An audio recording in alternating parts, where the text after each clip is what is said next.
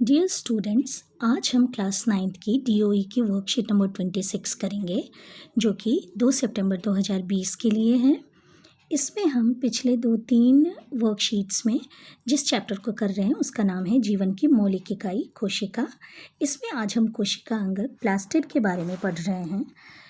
Worksheet की शुरुआत करी गई है कि पौधों की पत्तियों का रंग और फूलों का रंग अलग अलग तरह का क्यों होता है। अब देखो, इस प्रश्न के उत्तर को जानने के लिए हम जो पढ़ेंगे वही है प्लास्टिड। तो प्लास्टिक एक प्रकार का कोशिका अंगक है जो सिर्फ और सिर्फ पादप कोशिका में मिलता है या जंतु कोशिका में नहीं मिलता। प्लास्टिड 2 प्रकार के होते हैं, एक ल्यूकोप्लास्ट और दूसरा क्रोमोप्लास्ट। अब देखो, ल्यूको का मतलब ही होता है श्वेत या रंगहीन, यानी कि जिसमें कलर ना हो। तो ल्यूकोप्लास्ट का कार्य क्या है? तो ल्यूकोप्लास्ट क्या करती है, खाद्य पदार्थ जो पादप कोशिका के खाद्य पदार्थ होते हैं जैसे प्रोटीन, स्टार्च, लिपिड, इनको स्टोर करती है, इनका भंडारण करती है। और दूसरे प्रकार का प्लास्टिड है, उसका नाम है क्रोमोप्लास्ट। क्रोमोप्लास्ट के कारण ही पौधों की पत्तियों या फूल या फलों का रंग अलग अलग तरह का होता है। जिन क्रोमोप्लास्ट में क्लोरोफिल पिगमेंट उपस्थित होते हैं, देखो यहाँ क्लोरोफिल लिखा हुआ है, क्लोरोफिल जिसमें उपस्थित होते हैं उस तरीके के क्रोमोप्लास्ट को हम कहते हैं क्लोरोप्लास्ट। ठीक है, यानी कि क्लोरोफिल की उपस्थिति के कारण ही पादपों की पत्तियों का रंग हरा होता है।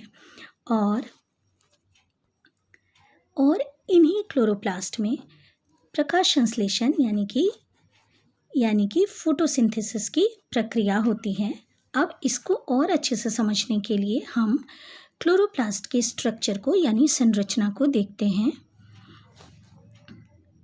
ये देखो, आप यहाँ दिया हुआ है, देखो जो क्लोरोप्लास्ट है वो दोहरी झिल्ली वाली संरचना होती है। ये है ऊपर वाली झिल्ली और ये आपकी नीचे वाली झिल्ली दिख रही है।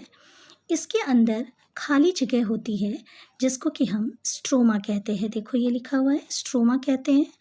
और इसके अंदर बहुत सी सिक्कों जैसी संरचना होती है। हर एक सिक्के जैसी संरचना को हम क्या कहते हैं, थैलेकॉइड कहते हैं।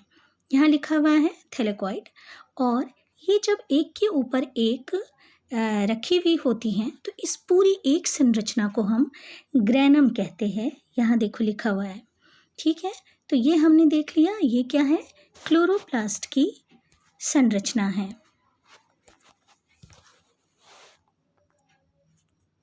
अब हम देखेंगे कि इन्हीं क्लोरोप्लास्ट में प्रकाश संश्लेषण की क्रिया क्या होती है। आप प्रकाश संश्लेषण यानी फोटोसिंथेसिस को बहुत अच्छे से जानते हैं, 7th में भी आपने इसे पढ़ा हुआ है। तो प्रकाश संश्लेषण की क्रिया में क्या होता है, पौधे अपना भोजन बनाते हैं। अब देखो, इसमें क्या होता है, सूर्य के प्रकाश संश्लेषण से ही स्पष्ट है कि यहाँ सूर्य के प्रकाश की उपस्थिति होगी तभी ये संश्लेषण की प्रक्रिया होगी। तो यहाँ क्या करते हैं पौधे, यहाँ पौधे वायु से कार्बन डाइऑक्साइड लेते हैं यानी कि CO2 लेते हैं, धरती से यानी कि भूमि से H2O यानी जल लेते हैं।